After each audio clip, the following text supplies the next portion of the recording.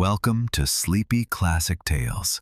Tonight, we travel together into the world of one of the most powerful and unsettling works of German literature, Michael Kohlhaas, written by Heinrich von Kleist and first published in 1810.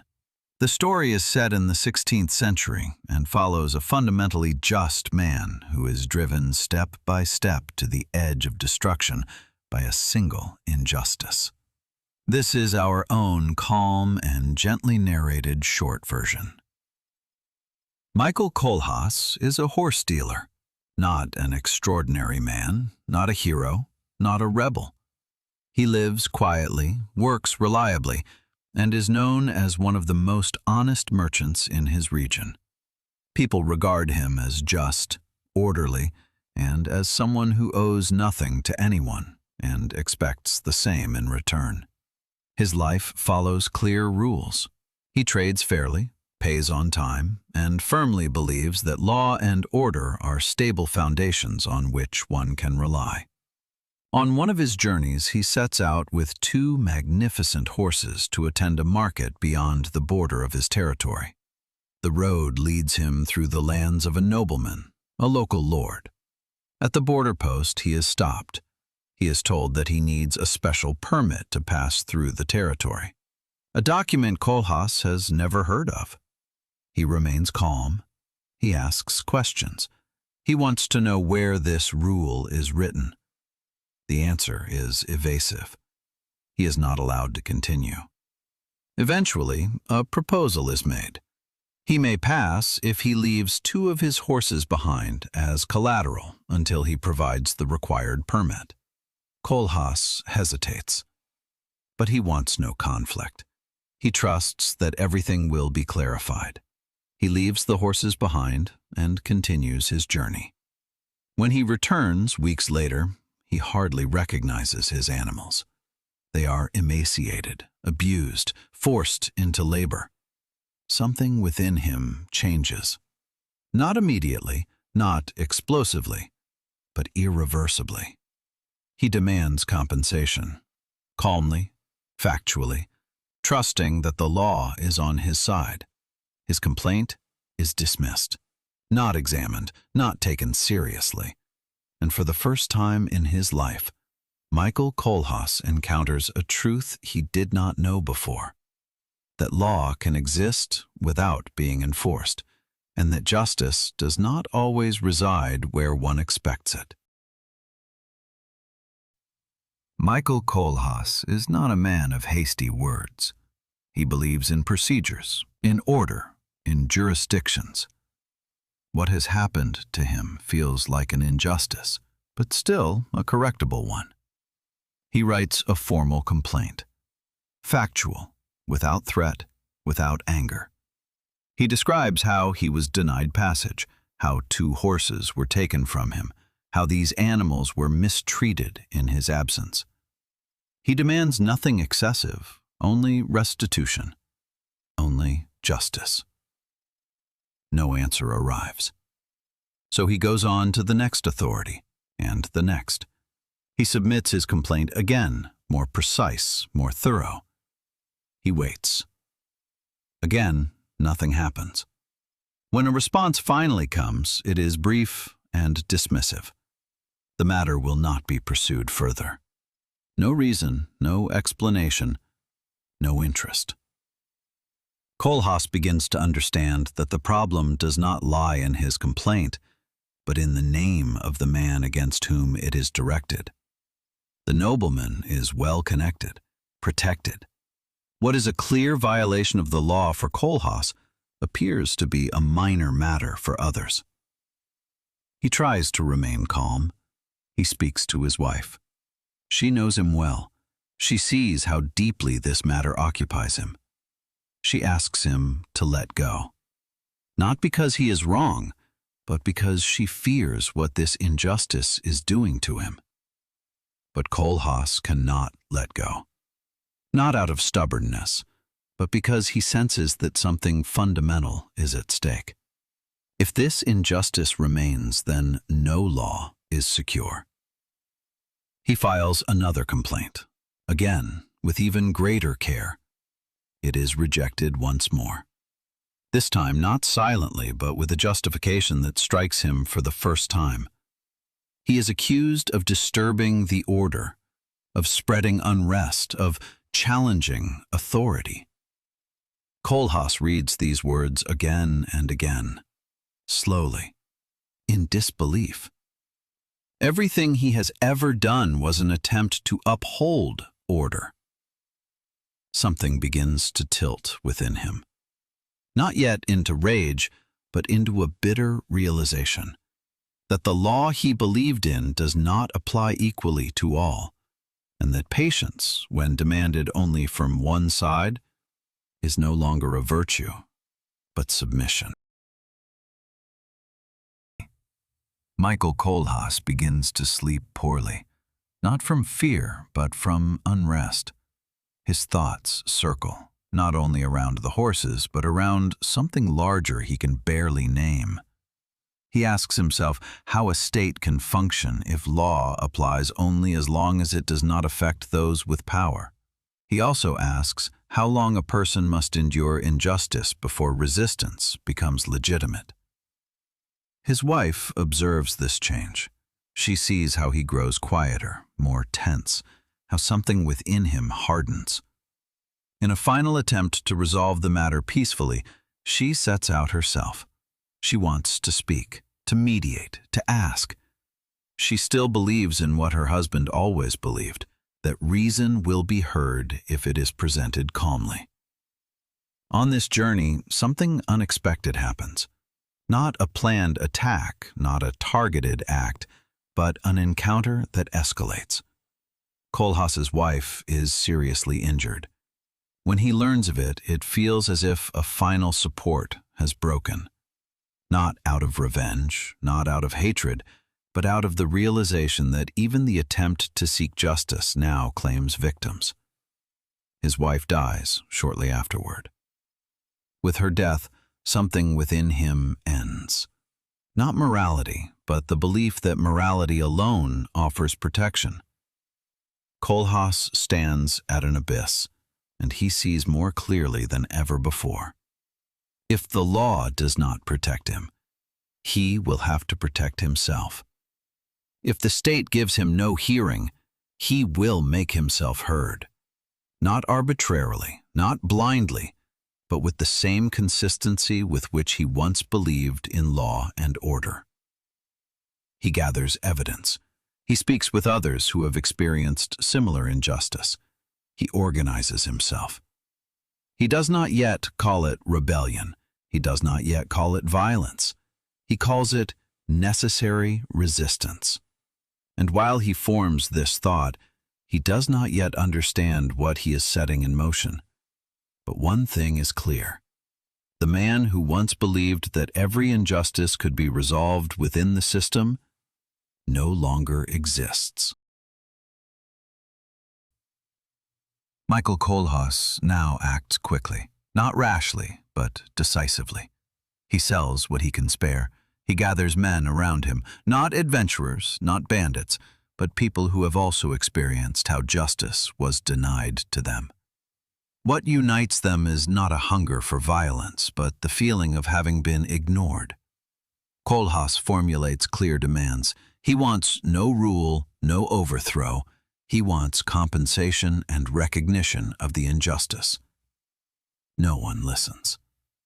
When his petitions remain unanswered, he changes his means. He sets out with a small group. At first, targeted, he attacks the nobleman's property, destroys buildings, occupies land. Not randomly, not secretly. He acts openly, with name, with justification.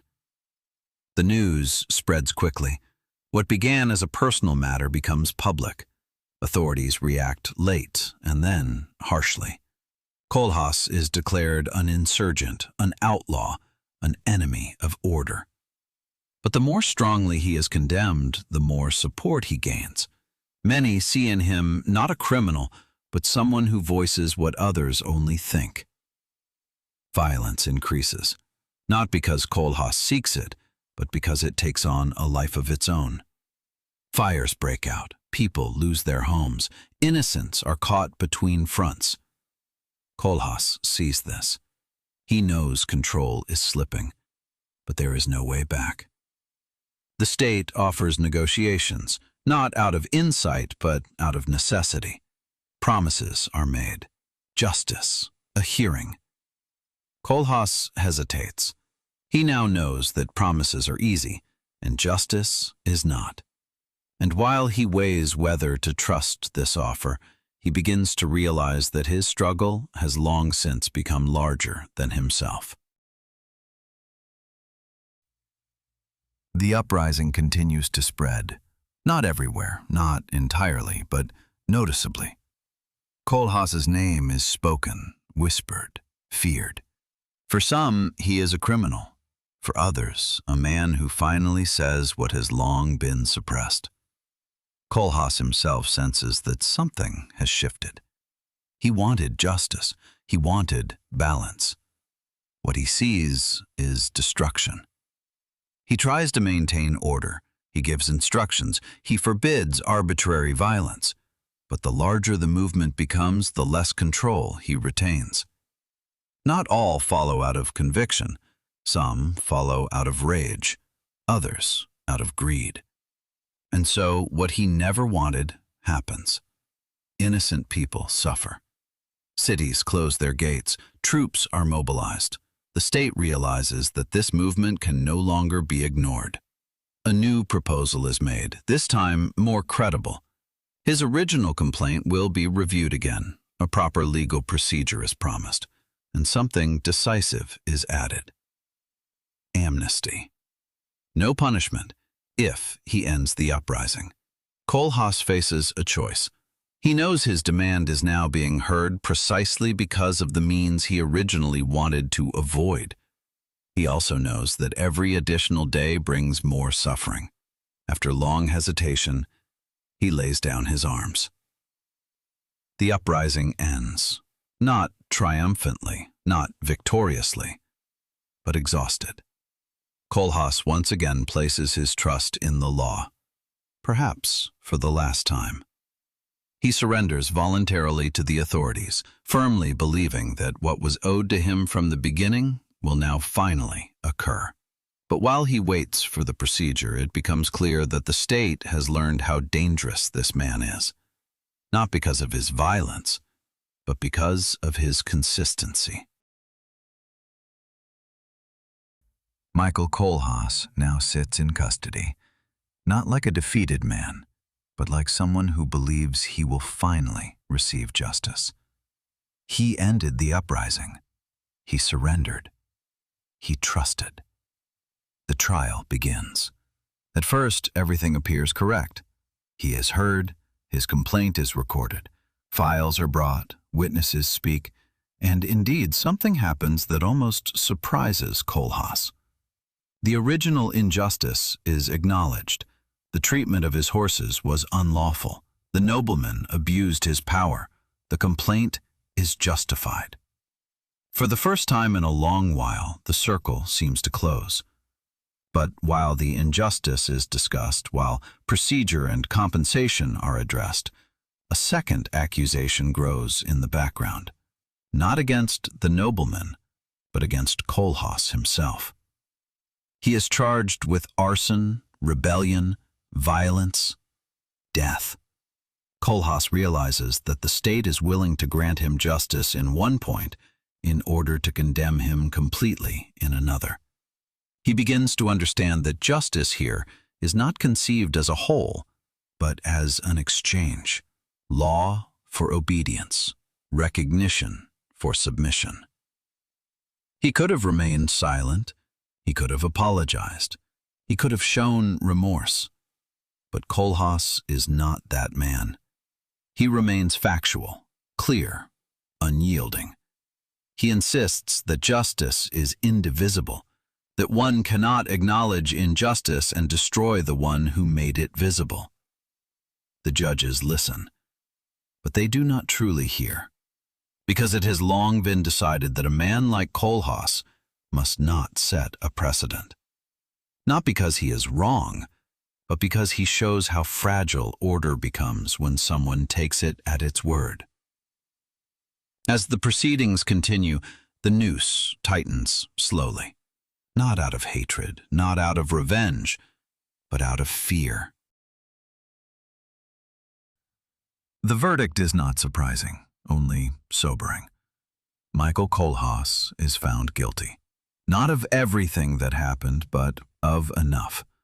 It is acknowledged that he was wronged.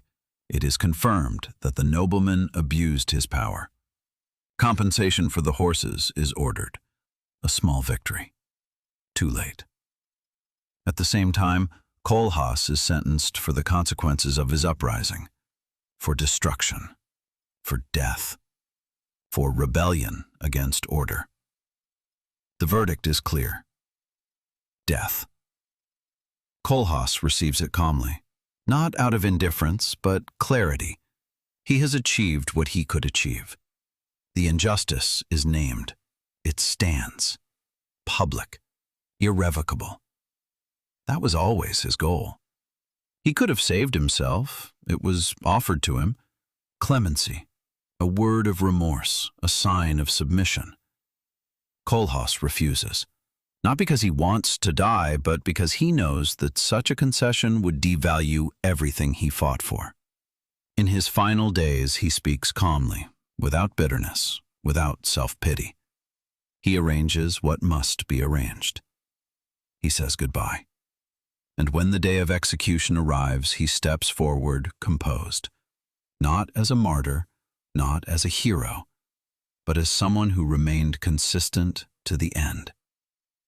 Order prevails, so it seems, but at a price.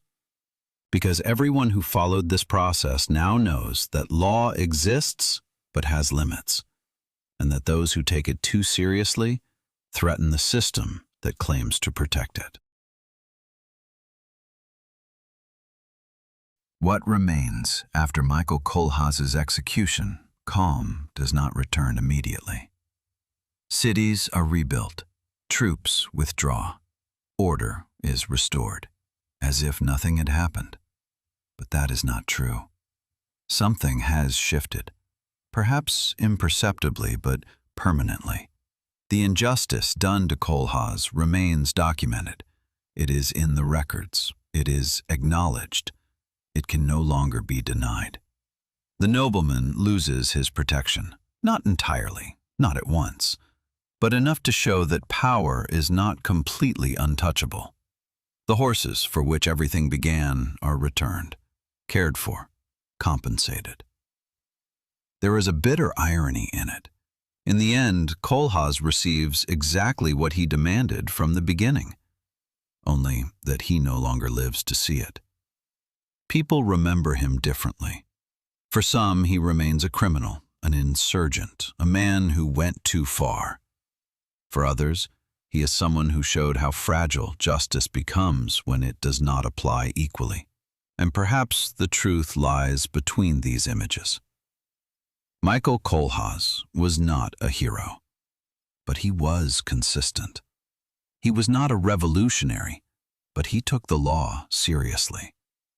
He demanded nothing special, only what should belong to everyone. And that is precisely what made him dangerous. Because an order that functions only as long as it is not taken at its word is not a stable order.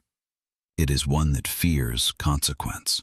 And so the story ends not with victory and not with failure, but with a question that remains. How much justice can a system tolerate before it feels threatened by it?